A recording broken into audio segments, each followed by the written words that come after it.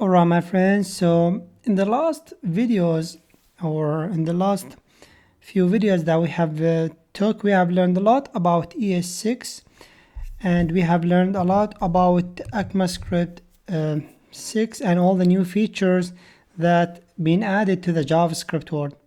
Now a quick note right here is that we haven't explained all the new features. There are a lot of stuff that been added, and also they are keep updating the language. Okay, we can see a new features appears every month and so on.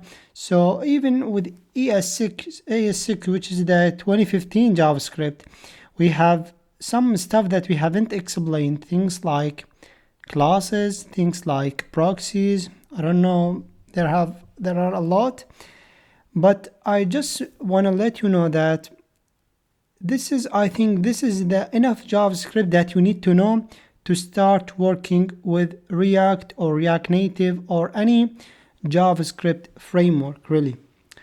Now here I'm gonna give you two choices. First of all, either you can go ahead and become a web developer, or you can be a front-end developer using the stuff that you have learned in this course.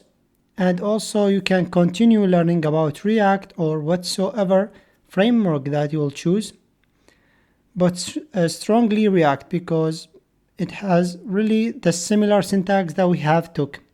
And also what you can do, you can continue with me and learn about React Native, okay? Because in the next few modules we are going to learn about React Native and how to build Android and iOS applications.